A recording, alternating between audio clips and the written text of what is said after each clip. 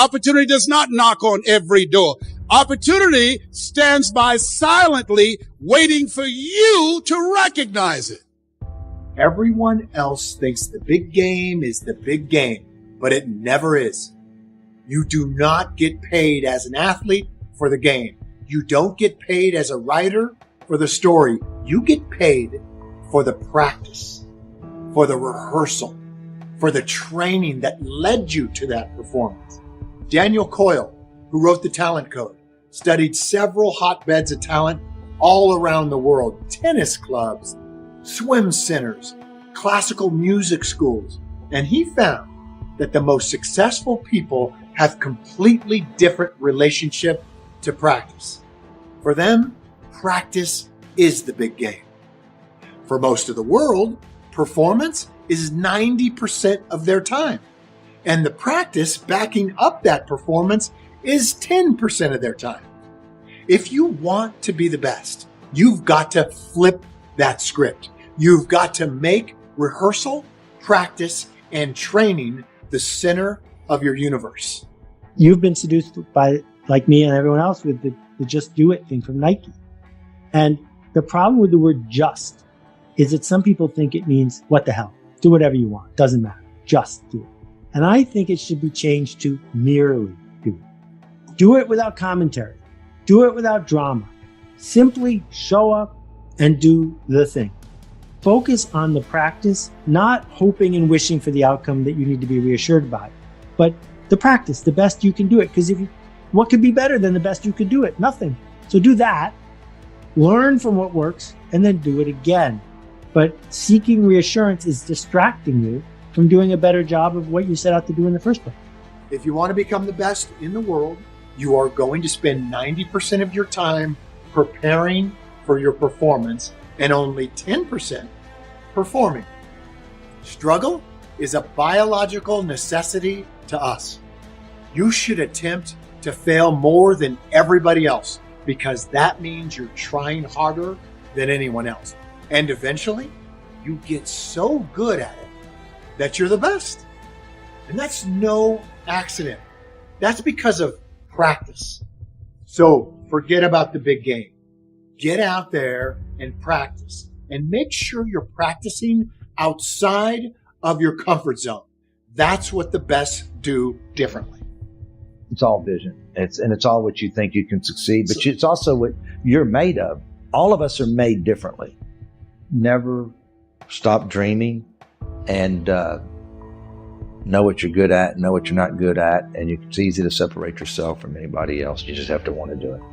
What could I do for my country? And the country means the people. What could I do for the people? I want trophies. I want recognition. I want high self-esteem. I would even like a chance to make a fortune. John Kennedy said it's easy. Don't ask what the people can do for you, but ask, what could I do for the people? Could I directly and indirectly serve many in my country?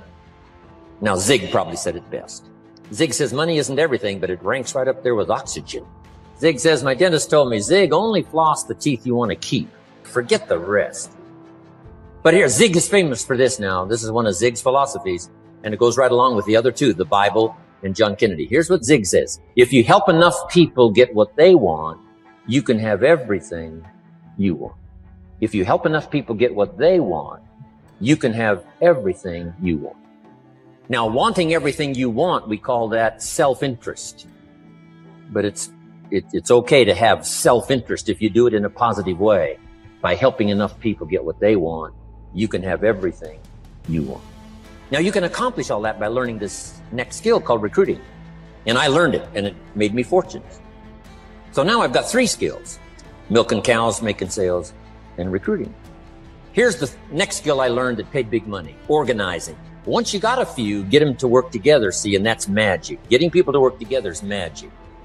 Now, yes, it's challenging, like having several members of your family. Getting them to work together is challenging, but it's magic. Getting husband and wife to work together is challenging, but it's magic when it happens. But everything magic is challenging. Just got to jot that down. Everything magic is challenging. But once you figure out the challenge and go for it, then the magic occurs. Let me tell you how magical people working together is. Let me quote the Bible again. It says, if two or three agree on a common purpose, nothing is impossible. Just try that on for your mental size. If two or three agree on a common purpose, nothing's impossible. Everybody's looking for a challenge. Here's what I teach, especially the kids. Here's the best challenge in the world. Let's go do it. Not you go do it.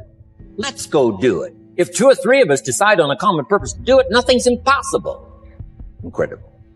Working together, organizing. Now, when everybody's an independent, now it's a little more challenging. Like having kids, they've each got their own opinions. They've each got their own ambitions and desires. It's challenging. You've got a variety. But that's what makes life, the variety. And it is, in your business, it is challenging, getting people to work together. It's like herding cats. But you got to try cats. But if you can possibly get it done, the power is so immense when you get people to work together. Here's one of the powers of working together, shared testimonials. If I've got somebody new and you're there and I'm there, I give them my testimonial, you give your testimonial. Maybe what tips the scales in getting me a new person is not my testimonial, but my partner's testimonial. Somebody I'm working with, their testimonial got it. Shared testimonials are so powerful. That's why working together is okay, is powerful. Now, working by yourself is okay. All this stuff is okay. Everybody needs to know, though, where are the advantages? And these are some of the advantages. I learned to organize, paid big money. Here's what I next learned to do. Promote. Promotion now pays staggering money. Now, the company comes up with what we call major promotions. Here's what you've got to come up with. The smaller promotions. The company comes up with major recognition. You've got to come up with small recognition for your people around you. The top 5. The company's got top 5. You've got your own top 5 in maybe 2 or 3 categories. Top 5, top 5, top 5. And those little recognitions, to reach certain levels in the company, you have to take major steps. But for you, recognition, let them take small steps. Here's one of the secrets of your kind of business. Rewarding people for small steps of progress. Rewarding people. Sometimes it's just recognition, handshake, pat on the back. Mary, you're doing a fabulous job. And you figure out what those recognitions are. Small steps of progress. I want what you got now. You can't have what I got now. Yeah, I tell my kids all the time, me and my kids, we have this discussion. It take a long time to make a lot of money. If you think you can just go make a lot of money real fast, you're going to be constantly disappointed. It take a long time to make money. I've been in this business since I was 27 years old. I'm 64. Man, come on. Look at what your life, well, you looking at now. You missed the 3 years I was living in a car. You didn't see that. You missed when I lost everything I ever owned twice. You missed the 2 divorces. You missed me flunking out of school.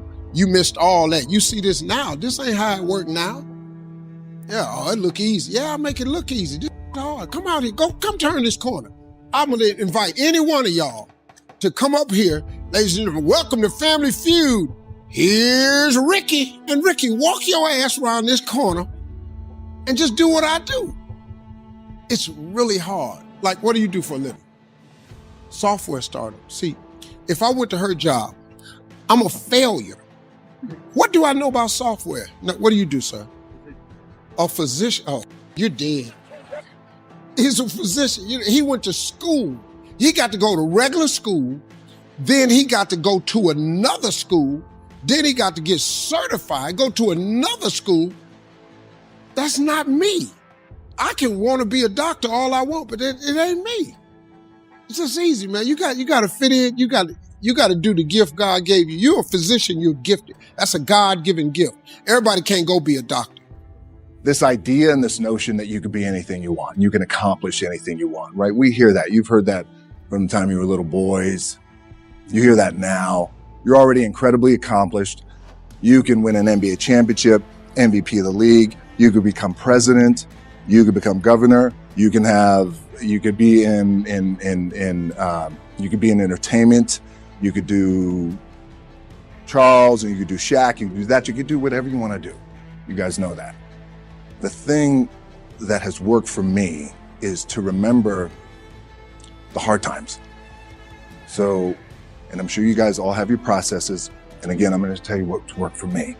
So before a big movie comes out, before back in the days when I was wrestling with WWE, a WrestleMania match, anything big that would happen, I would always take a moment and I'd just remind myself, all right, I was evicted when I was 14. We were kicked off the island. We couldn't live in Hawaii. Had no place to live. A lot of shit happened. Then when I moved to Nashville, I was arrested multiple times by the time I was 16 years old. Like, I remember that. If I were playing on this team, which my skills are, what's that term? Oh, the shits. But before I lace up, before I get on the court, before I play in these big games, before I go to the Staples Center, where history is, those are historic walls there at the Staples Center. I would remember that. And it allows me then to be present in the moment and understand, holy shit, the stuff I have around me right now, this is the shit that I dreamed of when I was a kid. I am here. I played for University of Miami, played for great teams. Warren Sapp, Ray Lewis, they were my teammates. They were balling. Warren Sapp was playing tight end that time. I was starting defensive tackle. Yeah. They moved him over to D-line. And he looked at me, he's like, yo, dude, I'm gonna take your spot. We battled, and he took my spot. And you can imagine how that fucked with me, because there goes my opportunity. He went in, switched to defensive tackle, lit the world on fire. Well, what that did, it crushed me, it crushed my dreams. I had a piss poor senior year, 0 production, no NFL, no combine invite, nothing. Finally went to the CFL, Calgary Stampeders, making $250 a week Canadian. Now, I had to send that shit home to my wife at that time. I had no money. So I remember that. I got cut from Canada. I had $7 in my pocket. And I always tell that story. So now my production company is $7, advertising agency is $7, everything is $7. So I always remember that. What helps me is to keep the hard times in the front of my mind, because it allows me to go into these big moments that I've worked my ass off, and you guys have worked your ass off. It allows me to go into these big moments with a different perspective. What it also does for me, and again, this is what works for me. Like, I keep my back, excuse my language, my back is up against this motherfucker. Every day, it's against this fucking wall. Excuse my language. But it's up against this motherfucker because it's what I believe in. And when my back is against this motherfucker, then there's nowhere to go but that way. That's it. So I feel like this could be something, an ideology and mindset that could help you, if you look at it that way. Because you made it already. We made it. We're successful boys, and we're lucky boys to be where we're at. Oh, you guys made it. Everybody's rich in the room. Nobody's going to get evicted anymore. Anything you got, there's no more money problems, right? You got a lot of hands out now. Hey, can I get a little bit? Can I get a little bit? Right? That happens. But when you make it, for me, I need this. So every day, my back is up against this motherfucker. And this is how I operate.